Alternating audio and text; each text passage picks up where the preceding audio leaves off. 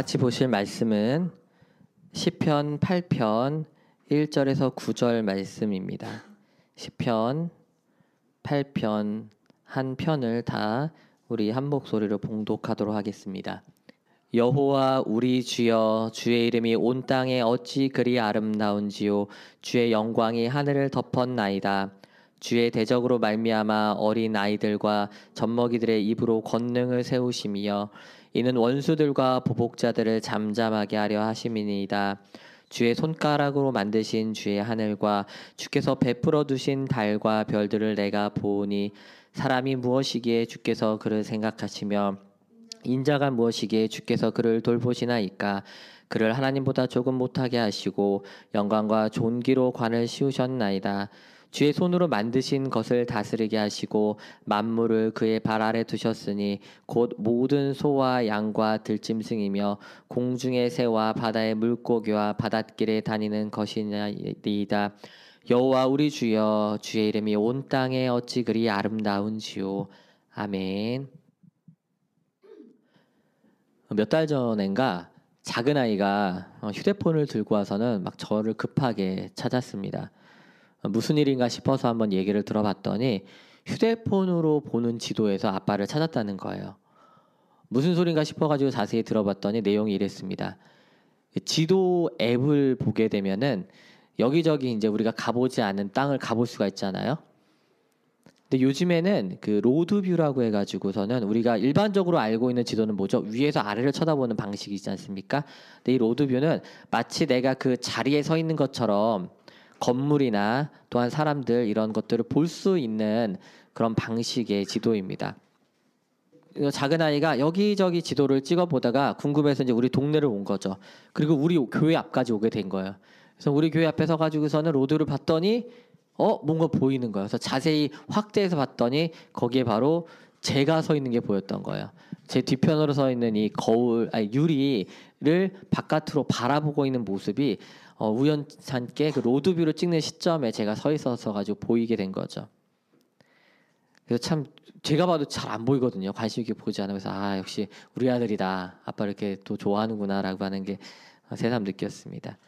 그래서 지도 아래 봤더니 하단에 봤더니 촬영한 날짜가 있어요. 몇 년 몇 월에 찍었다 했더니 이게 딱 2018년도 11월이라고 되어 있었습니다. 딱 1년 전 이맘때쯤인 거죠. 교회 입당을 앞두고 인테리어가 한창이었던 그 빈 교회를 찾아서 무슨 생각을 하면서 제가 서 있었는지 잘 기억은 안 나지만 그렇게 바깥을 바라보던 저 역시도 발견할 수 있었습니다. 딱 1년 전 오늘 2018년도 12월 1일 우리는 이곳에서 입당 감사 예배를 드렸습니다. 본당과 교육관을 가득 채우고도 자리가 없어서 복도에 서서 예배를 드리는 분도 계셨습니다.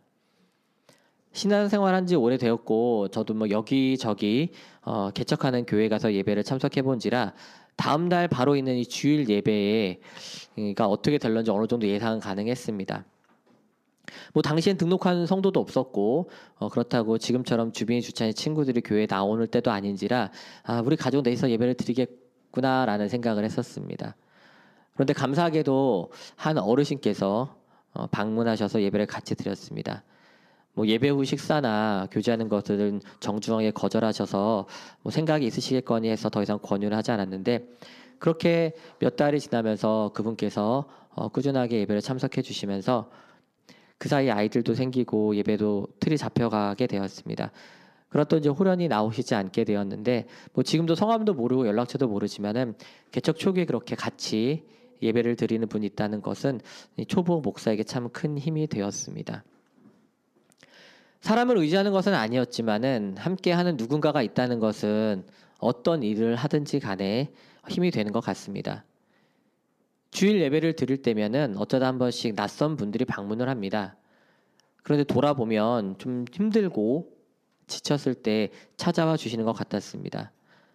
아내는 그런 분들을 보면서 맞이하고 또 떠나보내면서 하나님이 보내신 천사일지도 모른다는 그런 말을 했습니다. 웃으면서 넘기긴 했지만은 저도 뭐 일리 있는 말이라고 생각이 좀 들었습니다. 설교 계획을 세우면서 12월 첫째 주에는 우리 2019년 비전을 돌아보는 시간을 좀 가져보려고 했습니다. 올해 우리 교회 비전 기억하시나요? 화목하게 하는 사람들입니다. 예수 그리스도가 하나님과 우리를 화목하게 하셨으니 우리도 사람과 사람 사이를, 그리고 사람과 하나님 사이를 화목하게 하자는 것이 올해 비전이었습니다. 그렇게 사신 것 같나요? 사실 내 앞가림도 하기 힘들다, 예배 참석하고 내 신앙 지키기도 힘들다 하는 분도 계실 것 같습니다. 맞습니다. 이 세상에서 신앙을 고수하면서 삶에서 실천하며 사는 것이 참 쉽지 않습니다. 그럼에도 불구하고 이렇게 주일 아침에 나오셔서 예배를 드리는 여러분이 참 대단한 분들입니다. 그리스도인이라고 떳떳하게 말하고 신앙생활을 하는 여러분들, 신앙을 가진 사람으로서 살아가려고 하는 그 의지가 있다는 것, 그 자체만으로 참 대단한 일입니다. 말씀을 준비하면서 오늘 본문인 시편 8편이 다시 한번 새롭게 저에게 다가왔습니다. 찬찬히 다시 살펴보니까 시편 8편이 주는 위로와 또한 감격을 맛볼 수 있었습니다. 한 해를 돌아보는 이 시점에 이 시편 8편을 통해서 다시 한번 주님의 이름을 높이 부르며 또한 주의 말씀과 주님의 이름을 통해서 회복하며 힘을 얻는 귀한 시간이 되길 주님의 이름으로 축원합니다. 마틴 루터는 시편을 두고 이런 말을 했습니다. 시편은 작은 성경이라고 불려 마땅하다. 성경 전체에 담겨있는 모든 것들이 지극히 아름답게 간략한 모습으로 담겨져 있다. 시편은 진정 뛰어난 안내서이다. 시편은 창조주 하나님으로부터 예수 그리스도의 표상까지 성경 전반의 내용을 다루고 있습니다. 무엇보다 시편은 신앙인들이 가지고 있는 여러 가지 감정과 또한 고민들을 하나님 앞에 가감없이 내려놓고 그분 앞에서 해결받으려 하는 그런 치열함이 들어있는 성경입니다. 그래서 시편은 이제 막 신앙생활을 시작한 사람들에게도 좋은 성경이지만 신앙생활을 하면서도 방황하거나 시련이 닥쳤다고 느끼거나 또는 돌파구가 보이지 않을 때에도 사람에게 위로와 평안을 주는 성경으로 널리 읽힙니다. 오늘 시편 8편은 다윗이 지은 시입니다. 시편을 시작하면서 1편은 전체 시편의 머릿말 같은 역할을 하면서 복 있는 사람은 여호와의 율법을 묵상한다고 시작합니다. 그런데 2편부터는 오늘 본문 앞인 7편까지 계속해서 탄원시만 나옵니다. 현재 상황에 대한 불만과 고통, 그리고 대적자들로 인한 어려움을 토로하고 있다는 것입니다. 제가 각 편마다 1절을 읽어드리려고 합니다. 2편 1절입니다. 어찌하여 이방 나라들이 분노하며 민족들이 헛된 일을 꾸미는가. 3편 1절입니다. 여호와여 나의 대적이 어찌 그리 많은지요. 일어나 나를 치는 자가 많으니이다. 4편 1절입니다. 내 의의 하나님이여 내가 부를 때 응답하소서. 곤란 중에 나를 너그럽게 하셨사오니 내게 은혜를 베푸사 나의 기도를 들으소서. 5편 1절입니다. 여호와여 나의 말에 귀를 기울이사 나의 심정을 헤아려 주소서. 6편 1절입니다. 여호와여 주의 분노로 나를 책망하지 마시오며 주의 진노로 나를 징계하지 마옵소서. 7편 1절입니다. 여호와 내 하나님이여 내가 주께 피하오니 나를 쫓아오는 모든 자들에게서 나를 구원하여 내소서. 이렇게 매편 서두마다 시편 저자는 자신의 상태를 한탄하고 하나님께 은혜와 돌보심을 간절하게 구하고 있습니다.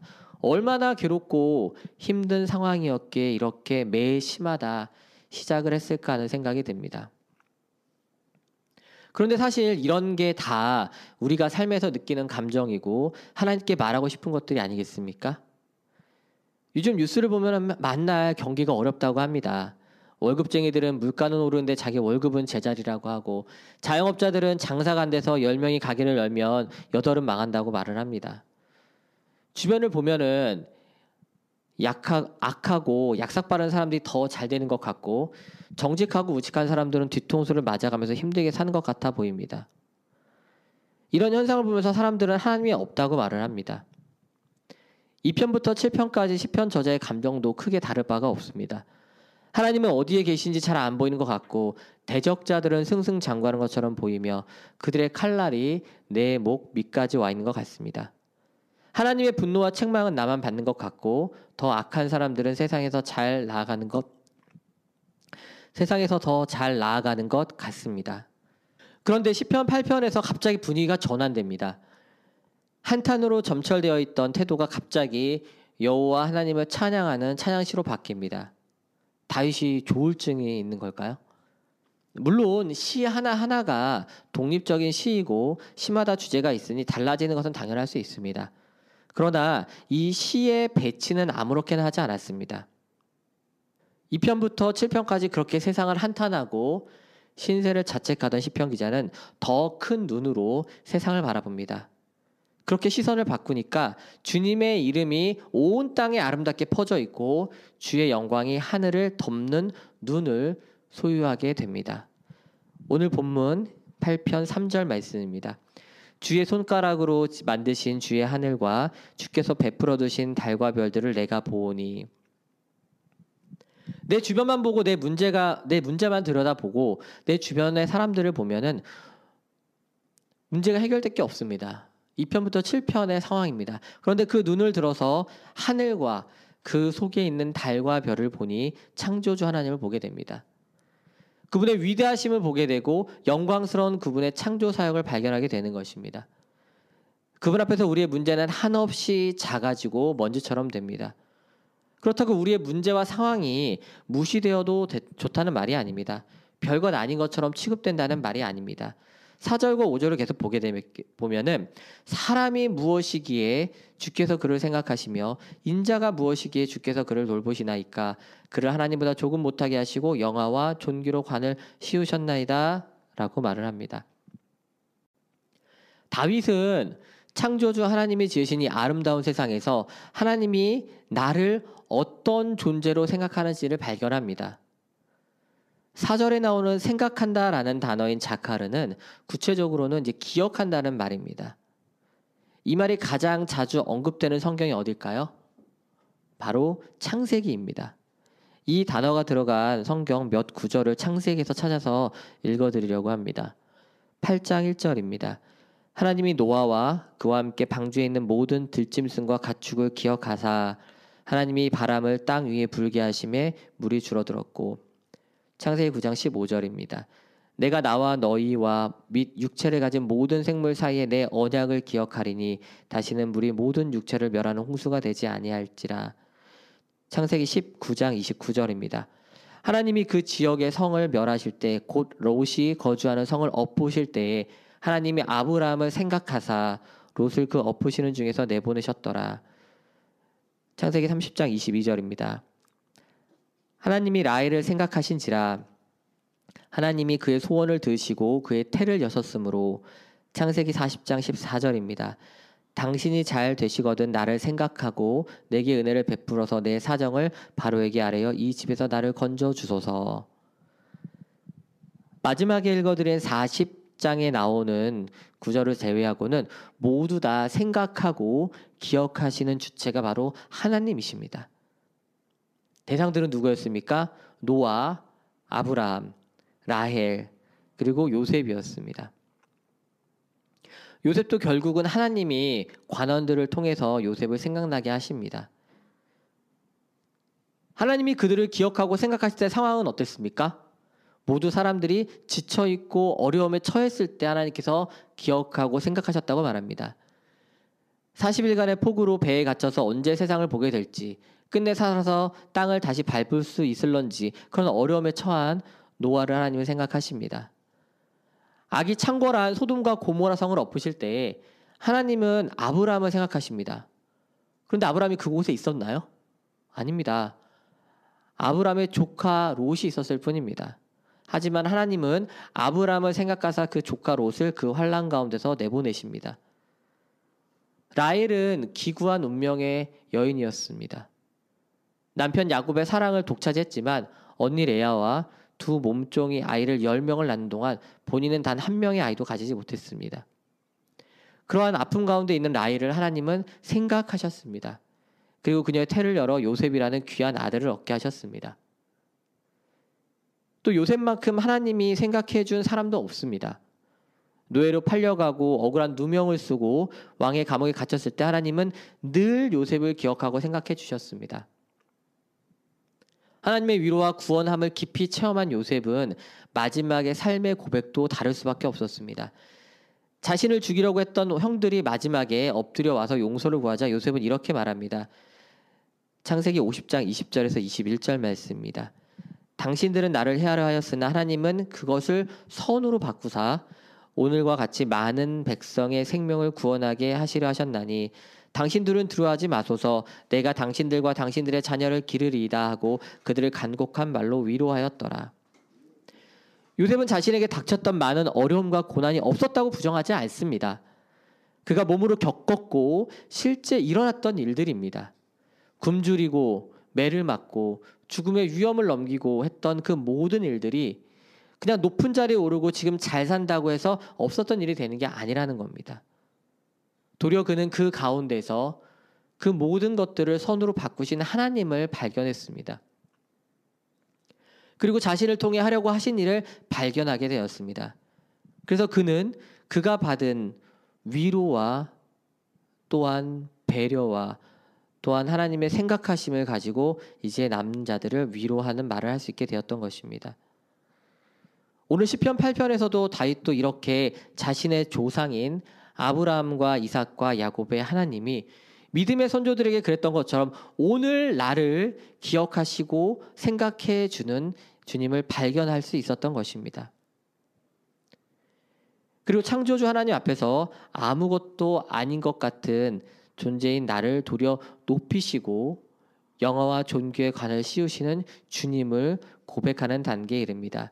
오늘 본문 5절에서 8절입니다. 그를 하나님보다 조금 못하게 하시고 영화와 존귀로 관을 씌우셨나이다. 주의 손으로 만드신 것들을 다스리게 하시고 만물을 그의 발 아래 두셨으니 곧 모든 소와 양과 들짐승이며 공중의 새와 바다의 물고기와 바닷길에 다니는 것이니이다. 하나님은 비천한 사람을 주님의 이 창조 사역에 동참시키십니다.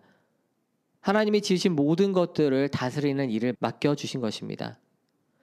이것은 무슨 소작농이 밭 한 태기 바꾸서는 주인에게서 열심히 힘들게 1년 동안 농사 짓고 추수해서 대부분 농작물을 다시 주인에게 내는 그런 착취가 아닙니다. 하나님은 세상을 창조하시고 그 모든 것을 사람에게 주셨습니다. 하나님은 아브라함에게 그러셨던 것처럼 자신이 하려는 일을 숨기지 않고 사람에게 다 드러내셨습니다.